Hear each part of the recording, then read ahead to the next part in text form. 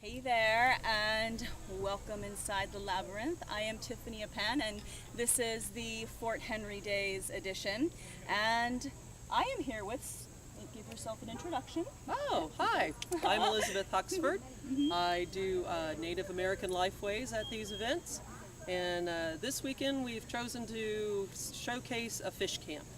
Nice. Okay. So what would be maybe your earliest memory of taking an interest in history, particularly Native American history? Oh my.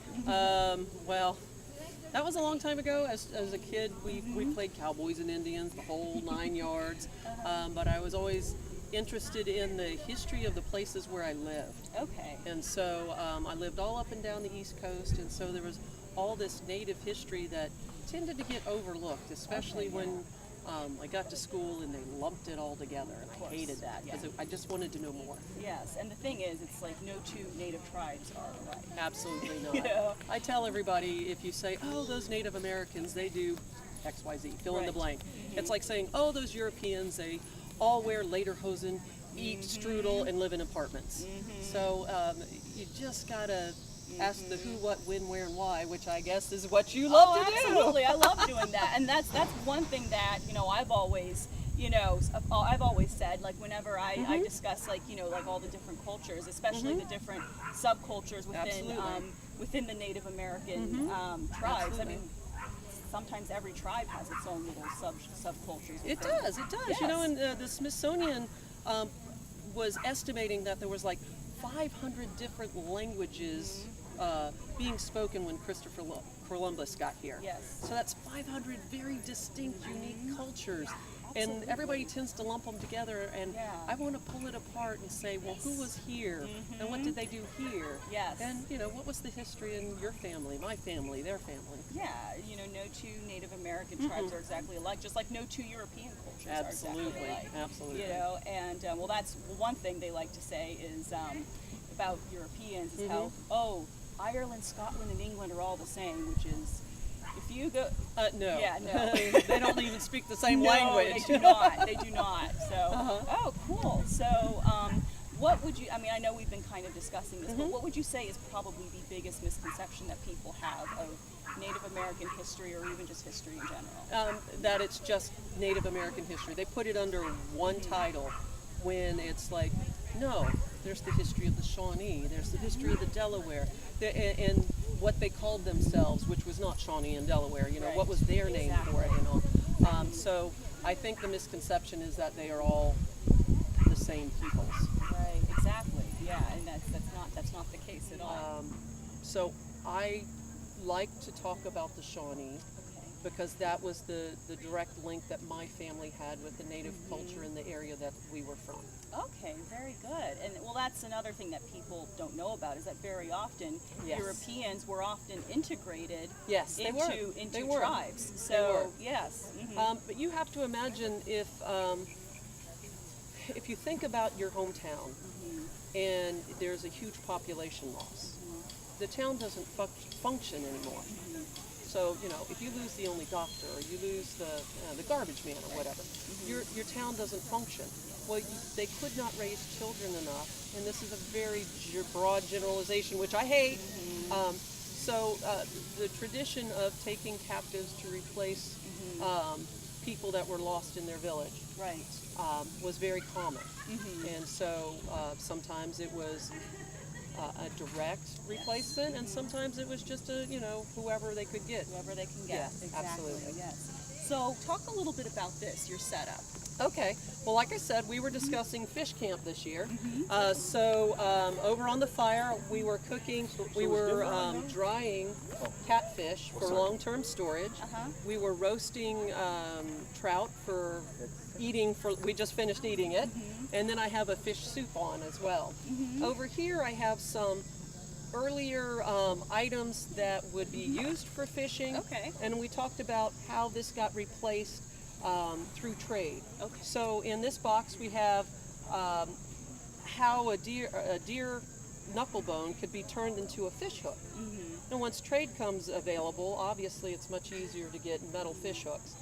But before that, this is something that would have been done. Nice. So similar, there would be jagged fish hooks made from bones, and there's kind of a toggle fish hooks, just carved, quickly carved, and then the all of the culture behind weaving and twining, cording the strings and things that you needed. So this is stinging nettle. Had to think about that.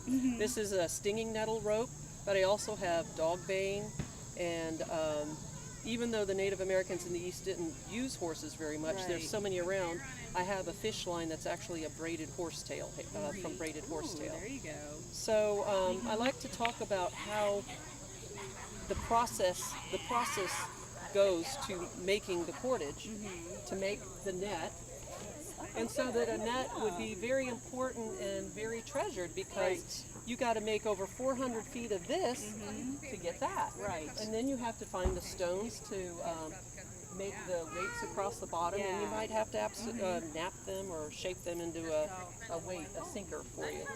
So trade becomes important, but unfortunately the trade-off for that is that if I'm now trading for twine, and I'm trading for fish nets, and I'm trading for fish hooks, and I'm using only hides for the trade, Netanitha, my daughter, she doesn't learn how to cord because she doesn't need to. Right. She doesn't learn how to make nets because she doesn't need to. And so we are starting to lose bits of our culture. And then you're also over hunting your main trading item, which was mostly deer hides. Right. So you lose a culture and you start losing your food source. However, it felt like you were having a better way of life with the newer things. And it was just impossible to go back, even though during Pontiac's War they tried to go back. And it was just unsuccessful, unfortunately. Yeah. Yeah. So, and how would you have gotten into clothing? In trade, basically. You know, obviously I'm not Native American. I've already discussed that. So they would have been traded for the India block print. They would have traded for the wool, the silver rings, the satin brooches. The silk, the silver brooches, and the silk ribbon. I can't talk. And the simple stockings. One thing that we don't see a whole lot of is they just did not like the European shoes. Right. So the moccasins tended to stay in the culture way longer than a lot of the other clothing items that were there originally. Yes, and there were also a lot of Europeans that would trade with the Native Americans, and they would very often adopt their style of dress. It was much more comfortable than on a hot day. Not perhaps. trading. Yes. Are you sure?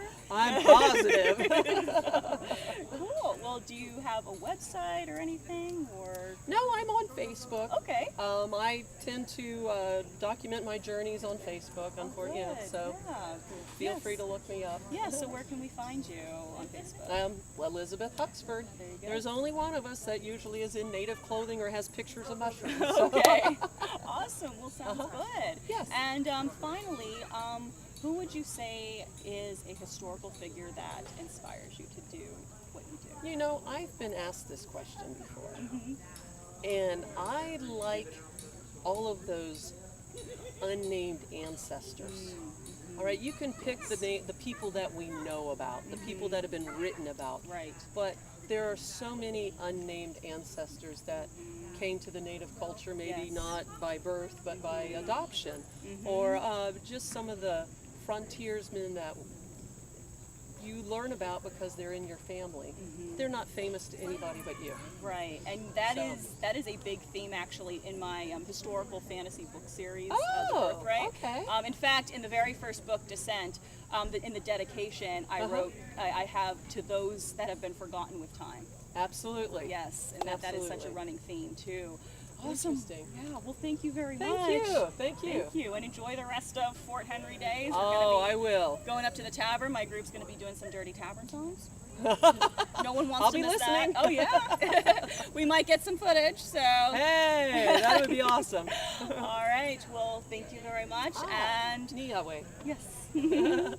And I will catch you all probably later on this weekend. So